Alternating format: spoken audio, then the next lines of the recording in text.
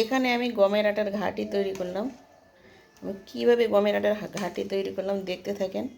এটা কিন্তু সকালে নাস্তা তৈরি করলাম, কিন্তু দারুণ লাগে। মাঝে মধ্যে এভাবে তৈরি করে থাকি আমি। গমের আটার ঘাঁটিটা খেতেও কিন্তু খুব সুন্দর লাগে, না দেখলে বুঝতে পারবেন না। দেখতে থাকেন কীভাবে আমি রান্না করলাম। আসসালামু আলাইকুম। আজকে আমি গমের আটার ঘাঁটি তৈরি করব। কিভাবে ঘাঁটি তৈরি করি, সকালে যদি শরীর খারাপ থাকে বা কিছু তৈরি করতে পারবেন না সকালের নাস্তার জন্য, ঝটপট করে একটা ঘাঁটি তৈরি করে নেবেন। এখানে কিন্তু আমি গমের আটা নিয়েছি। গমের আটাটা কিন্তু খোসা ছড়ানো আছে, মানে এখানে মেশিনে পিষে দেয় ছোকাটাকে উঠিয়ে। এখানে আমি কড়াই নিয়েছি, কড়াই জল দিয়ে দিয়েছি। আর এখানে আমি আটা নিয়েছি। জলটাকে গ্যাসে চাপিয়ে দিব। জলটাকে গ্যাসে চাপিয়ে দিলাম। এবার আটাটাকে একটু জল দিয়ে মেখে নেব। একটু লবণ দিয়ে দেব, বাস এইটুকুই দেব। লবণটাকে মেখে নিতে হবে এইভাবে। এবারে একটু করে জল দিব।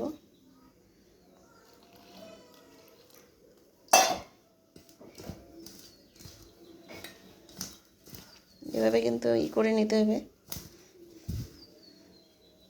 এইভাবে কিন্তু মাখতে হবে।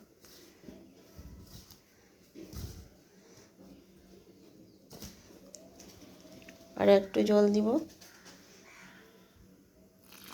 কিন্তু আটার ঘাঁটিটা কিন্তু খেতে কিন্তু খুব সুন্দর লাগে, খারাপ লাগে না, ভালোই লাগে খেতে। মাঝে মধ্যে আমি করি, যখন রুটি তৈরি করতে পারি না তখন সকালে একটু করে ঘাঁটি তৈরি করে নিই, সবাই মিলে খেয়ে নিই, খেতেও ভালো লাগে।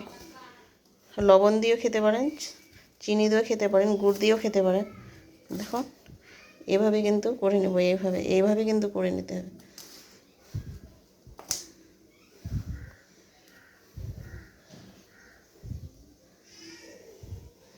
এভাবে করে নেব, বেশি কিন্তু করব না, এইভাবে কিন্তু করে নিতে হবে। এইভাবে দেখেন, এইভাবে কিন্তু করে নিতে হবে। এখানে আমার জলটা ফুটে গেছে।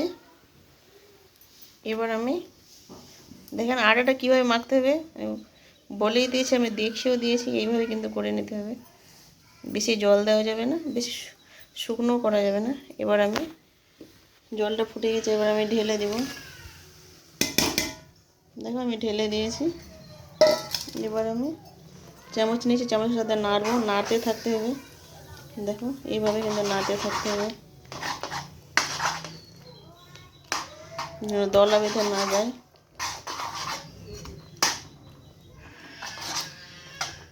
গ্যাসটাকে কমিয়ে দেবো একটু। এভাবে কিন্তু নাড়তে থাকতে হবে।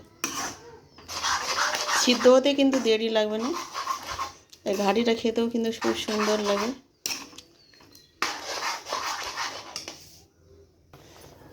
দেখো নাড়তে নাড়তে কিন্তু আমার অনেকটা হয়ে গেছে।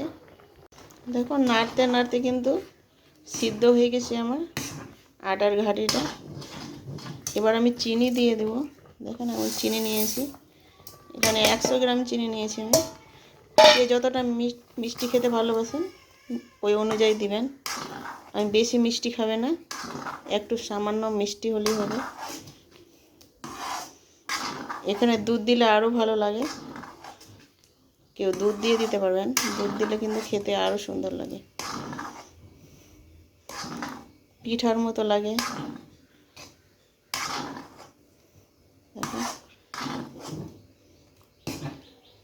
মানে অনেকটা হয়ে গেছে দেখেন, একটু আটা থেকে অনেকটা ঘাঁটি আমার তৈরি হয়েছে। এখানে 4-5 জন মিলে খেতে পারবো। আমার সকালের নাস্তা কিন্তু আমার তৈরি হয়ে গেল। যখনই আমার শরীর খারাপ থাকে, সকালে যদি রুটি তৈরি করতে না পারি, আমি এইভাবে ঘাঁটি তৈরি করে নিই, সবাই মিলে খেয়ে নিই সকালের নাস্তাটা। দেখেন আমার তৈরি কিন্তু হয়ে গেছে। এখন তৈরি হয়ে গেছে, আমি গ্যাসটাকে বন্ধ করে দিব। গ্যাসটাকে বন্ধ করে দিয়েছি। দেখুন একটা ছোট থালা নিয়েছি, থালাতে তুলে দেখাবো একটু কী রকম লাগছে ঘাঁটিটা আটার। দেখেন দারুণ কিন্তু খেতে লাগে, এভাবে তৈরি করে দেখেন, দারুণ লাগে খেতে কিন্তু। দেখো আমি প্লেটে তুলে দেখিয়েছি, দেখেন ঘাড়িটা কত সুন্দর হয়েছে, খেতেও কিন্তু সুন্দর লাগে কিন্তু। এটা কিন্তু ঝটপটভাবে তৈরি করে নিতে পারবেন সকালকার নাস্তা। দেখেন কত সুন্দর হয়েছে। এখানে আমি ভিডিওটা শেষ করলাম। আল্লাহ হাফেজ।